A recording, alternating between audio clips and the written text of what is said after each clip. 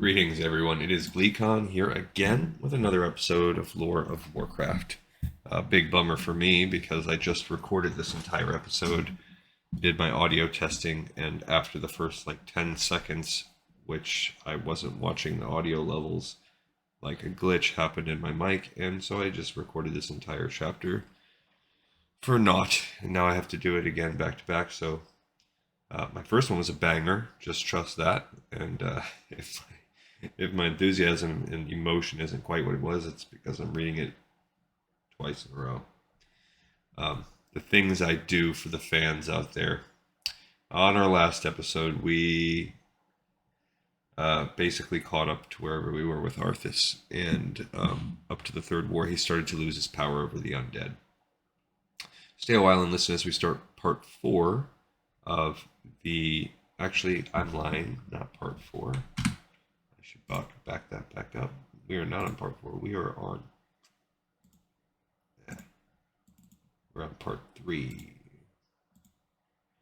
Stay a while as we start part 3, which begins with a quote from Sylvanas that says, "What are we if not slaves to this torment?" And this is chapter 12. Darkness, warm and comforting, like good rich loam where seedlings could grow again, like the welcome brush of slumber to an exhausted mind and body. There was nothing to fear, only to welcome. Stillness, quiet joy, letting go. I am content. I will be with agony, ripping, tearing. No. Fragments of memories, broken images, pieces of sentences spoken by those suddenly unknown to her. A stern, elegant face, long white hair, the smell of smoke clinging to the air. A title, King. The Alliance has retreated to Lordaeron to chase the Horde, leaving us to fight the Amani alone, and Zul'jin is taking out his rage at his own abandonment on us. I will not forget this. Amani, Troll, Horde. Yes, these were remembered. After fire, and something. Pain. This was not to be remembered. Not yet. More flashes. A second elegant man, pale hair, calm, diplomatic. Father? No, but friend, Lorthamar, taken by the Amani and tortured. We lost him. The elf was furious. Long, untidy hair, all the more untidy for the battle they had endured. We took Zul'jin, chained him. Bastard cut off his own arm to escape. The elf looked wrong somehow. Then a name came back, and an understanding. Halderon was almost always smiling. Oh, that's how he looked wrong, I guess. Sisters, too? Names. Where were they? Illyria, Lady's son. Older sister, but not here. Gone now. To the Alliance. No. Dead? No, not to the land of death. No, through a gate, a portal to another world, but still lost. Lost forever, oh sister. Illyria would be seen no more, not her or her golden-haired human lover, but there had been a child born to them, a boy. Where was he? Was he well? Little Moon, peacemaker. She was sad. She had done something, something that could never be undone. Fighting, trolls, blood, only this. Training, Farstriders, Rangers, pushing them. The world will see they are the finest in the world. They will become legendary, these people. My people. Identity came to her at last, at least partially. Ranger General, Quel'Darai, High Elf, Windrunner. I am Sylvanas, Windrunner. As if this realization had burst a dam, the fragments of recollection started to pour into her mind, flooding it, bombarding, overwhelming. The dead turned into something else, unliving things. A prince, a king, a knight of death. Arthas Menethil. The name brought with it its own set of memories and a tide of red-hot hatred that made them even more clear to her than the previous glimpses into her past. Her scout had confirmed the rumors were true. The prince had made a dark pact, and his army that now swarmed her beautiful land were dead, and yet walked. Our land is impregnable. He will not enter. Do not fear. Have faith, my friend, in the Sunwell's strength, and in the strength and will of our people. He rode a horse of bone and desiccated flesh. A massive rune blade was strapped to his back, and the dead, the scourge, obeyed his every whim. Frostmourne. The name of the hated sword came to her with cruel ease. Her Farstriders had fought with courage beyond what she had expected, even as they were overcome, even as their bodies were broken and raised into puppeted corpses, nothing but mindless soldiers in the very army that had slain him. You are not welcome here. The blood of nearly every ranger general who had ever lifted bow or sword flowed through her, and Sylvanas had been filled with a sudden certainty that this was the moment she had been born for. She would take the courage and pride and fierceness of her forebears and use it to defend her homeland from this, the most horrific attack it had ever known. I advise you to turn back now, she cried. Death itself has come to your land. A smile, gray lips, and a white face. Do your worst. No, he had. The darkest, most despairing moment was not watching her rangers fall, or her eternally beautiful land being corrupted. It was the realization that the Quel'Darai had been betrayed, as Arthas kept advancing, kept storming past gates that should have stopped him. All that was left of Illyria were memories, and soon that would be all that Sylvanas would leave behind as well. Verisa, the one among them who always sought harmony and togetherness in her family, would have lost them all. They're breaking through. This song, why do I know this song? The master of the undead lifted Frostmourne to her, a perverse gesture of respect. I salute your bravery, elf, but the chase is over. And I'll make my stand here, butcher. Anara la Belore. By the light of the sun, with perfect equanimity, Ranger General Sylvanas Windrunner died a hero on the battlefield, shouting defiance to the pale prince whose subjects were dead things as Frostmourne cut into her with the coldness of ice and death.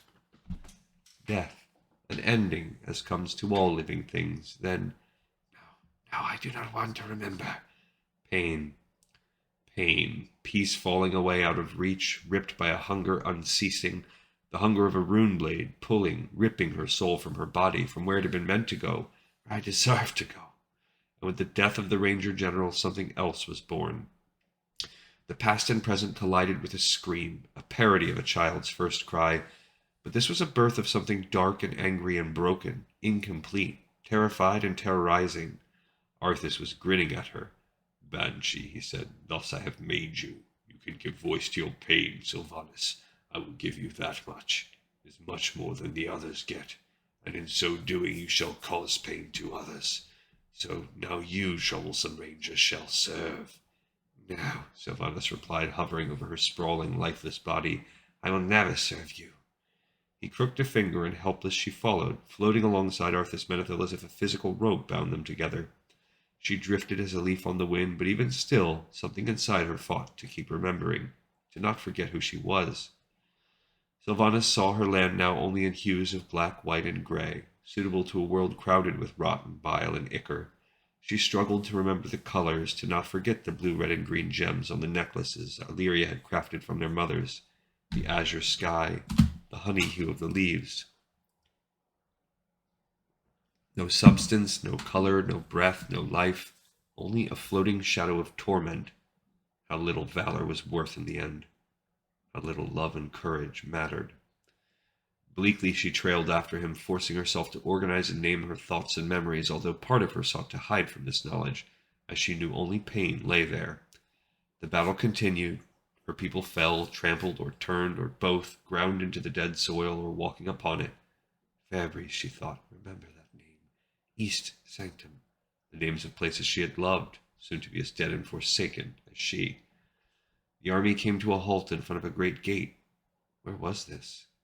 Silvermoon, made from the power of the sunwell, crafted for beauty and purpose and comfort. A vision popped into her mind. An elegant, kind man with eyes that most often held amusement. Mirath Windrunner, father. Here he had advised their king, Anasterion, as a member of the council, the convocation of Silvermoon. Father. Arthas's gleeful voice broke the flow of melodies, and she felt a tug to rise, to look over the gate into the shining city itself. Behold your vaunted Ranger General, he shouted. Look at your rangers, culled from your army to feed my own. This is the fate that awaits you all. Or allow me entrance, and live. She was unable to resist. She darted and dived, all by his will, none by her own.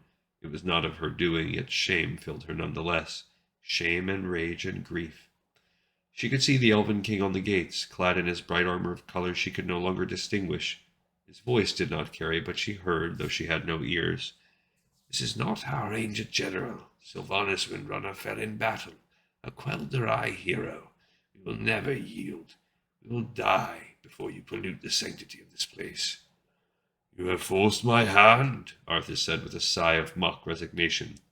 Almost absently, he twitched his fingers in their metal gloves. Sylvanas rose higher, soaring like a bird above the gates, then floating over them. Below her she saw faces she knew she should recognize, but did not. Arthur's voice whispered for her alone to hear. "Kill the innocents first. The others will yield more swiftly when hope is dead." "No, I will not." "Oh," the hated voice whispered in her mind, "but you will." And she did. Her spectral mouth opened wide as the howling song of slaughter issued forth. How was Arthas doing it? He seemed to know how to reach deep, so deep into her, and pull out the ghostly equivalent of a broken, beating heart. Horrible, lethal, ghastly though it was still a song of pain and fear and grief, a song of love poisoned and betrayed and destroyed, of weeping that was a never-ending river. As she sang, helpless to remain silent or to alter the melody, Sylvanas thought of the sound of pipes, sweet and pure. Who had played them? No name but a face, smiling and bright, and the songs he would sing, so deep as to make even the most stoic weep, of love and courage, of hope and loss, poignant and powerful. The children died first, those who had never known war and now would never know anything again. They grew limp in the arms of their shrieking, pleading mothers, as if the sound was nothing more dangerous than a lullaby. The older ones slumped silently to the ground, faces forever pale and still. Others, too, proved vulnerable to the deathly music. The healers and the priests, the artists, the musicians, the innocent, the ones who could perceive grace and softness and grant that to others through their art or the skill of tender mending hands. Her song was killing them. She was killing them, killing hope, the reasons that waited for a day beyond fighting, the people she had fought for. Pipes, songs, her baby brother who had captured her heart the day he was born. He had seemed to summon music as the Magi did the power of the sunwell, warming and soothing all who heard it. His voice, his laughter, all came flooding back. "I will never forget you, my little Lord son." But she had, hadn't she? This, then, was the memory she had kept suppressing, the one she would not allow to take hold, because even in that moment of chaos and despair, Sylvanas had known it would hurt worse than any other memory ever could. The pain escaped her through the terrible song as, once acknowledged, the memories poured forth. Sylvanas had a sudden dreadful comprehension that no matter what she did, Lyrath would have died by her hand. She had refused to train him, so he had been unable to defend himself against the orcs. Now, had he lived and been here safe in Silvermoon, this song, her song, would have taken him. He was destined to be lost to her. The knowledge only made her song the darker. For a long moment, Sylvanas Windrunner, too, was lost. She became caught in the maelstrom of torture she herself was weaving. It was as if she stood outside time, outside even this specter she had become, and beheld someone, something else performing the slaughter. It made it easier to think of herself as such, to surrender her own hope, to believe herself helpless, to acknowledge how broken she was, and to remove the pain of even thinking she could be otherwise, to accept her weakness, to know she was the victim. Even to think of freedom was a lie. But as soon as the self-pitying thought struck her, Sylvanas recoiled from it with greater strength. She could not stop what he was forcing her to do, but she seized on the power to say to herself, "He will not break me. I will be his doom." As Frostborn's chill froze the channel between the mainland and the Isle of Quel'Danas, she followed him. He slew her king, he polluted the sunwell, he restored to ghastly unlife the remains of a once human mage, Kel'Thuzad. All this destruction, all this horror for this single act, Sylvanas thought. An act that had been possible only by treachery. She, indeed all her people, had been so comfortable in their certainty that the Sunwell would always protect them. They had never considered betrayal, certainly not from one who had been held in such esteem by so many, including Lorthamar Theron. The mage Darkhan Drakthir, the one Sylvanas never trusted, had delivered the slaughter to Arthas, the death of not just the people of the Shining City, but the kingdom, the land itself. It was with a lightening of her own agony that Sylvanas watched the traitor die, himself betrayed. Arthas, it would seem, did not wish to share any of the glory. Time stretched by in a manner uncountable to Sylvanas. Forced to follow the pale prince, she learned of his true plan behind the making of the monstrous undead, to usher in the domination of demons. Between battles, Arthas delighted in tormenting her. Not content with the slaughter and quell the loss, or simply his hold over Sylvanas, he had seen fit to raise some of her rangers as banshees as well. You were so used to ordering them around in life, I thought you might miss doing so in death. There was a slight difference between her and these spectral rangers. Was it because Arthas had taken her soul? Had she somehow been fiercer at the moment of death? She did not know, but even as she grieved for what had been done to them, she commanded them. Some of her people, though, he raised with bodies intact. Their once lustrous skin was now pale and lifeless, the blue glow of their eyes displaced by, he told her, a seething rage of crimson. These dark fallen served the scourge using perversions of the powers they wielded in life. Former forest riders stalked the land as dark rangers, while fallen mages turned to blood magic, each of them bound to the will of the malignant prince and the master he served far away on his throne of ice. Through it all, Sylvanas waited and watched. She would need them to be ready when an opportunity, for what she did not know, presented itself. Always Arthas controlled her movements, but sometimes he let her speak. He was usually in good spirits at these times, and the freedom he allowed her was more for his own amusement than anything else. He would wax poetic about her death and her helplessness in the face of his utter conquest and nigh extermination of her people. Now and then he also taunted her with hints about what had happened to her corpse. She had last seen it thrown atop one of the meat wagons of his army, seemingly of no more importance than any other body. You were beautiful once, he would say, as she floated along beside him while they rode the dead mummified horse he had named Invincible. So are you, I imagine. Sickly white does not flatter you. Intangible and transparent does not flatter you, he replied. Do you miss being able to touch, Sylvanas, to feel, to taste and smell? Not here, she said. Not near you and the stench that is surely present. And what do you think happened to your corpse? She had fallen silent then. Death is part of life. My body will return to the earth, as my family has. Oh no, no peace for you, banshee. Not even the peace of sleeping in the dirt. That had startled and wounded her, and the words escaped her before she could stop herself. What did you do to me? Perhaps the next time I am bored I will show you. Did you dance when you were young, Sylvanas? With friends or family, or perhaps someone special? I shall make your corpse dance for you. Perhaps you can cheer it on and remember when once you felt the sun on your face and held a bow, and blood flowed through your veins.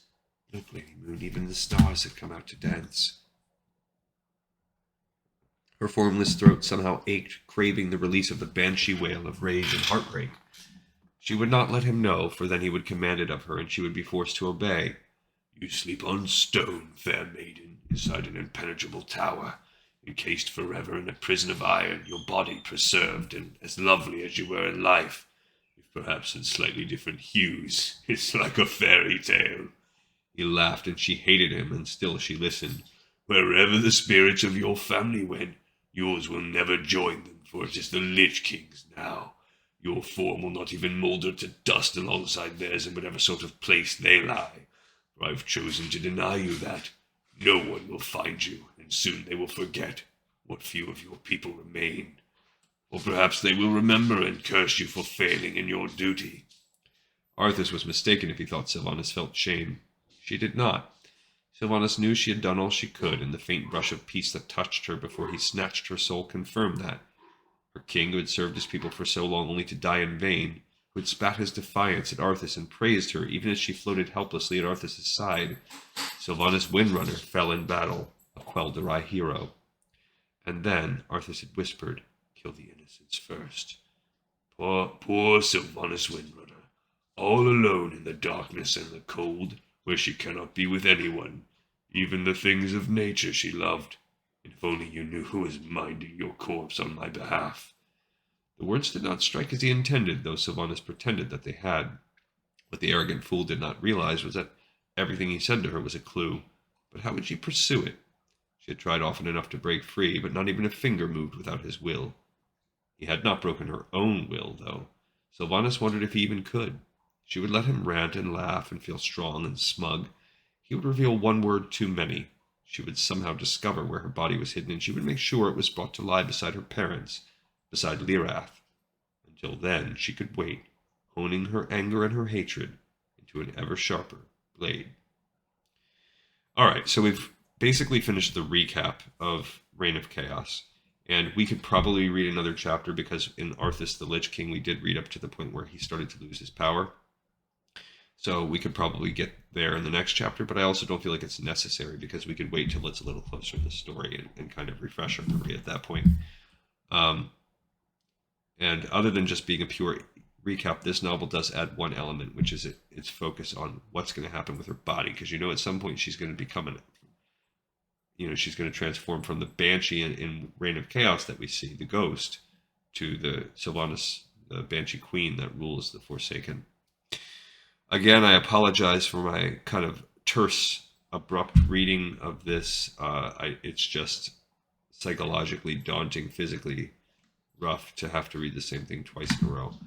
But I thank you so much for watching and for listening. I hope, despite that you enjoyed it, and I look forward to seeing everybody next time on Lore of Warcraft.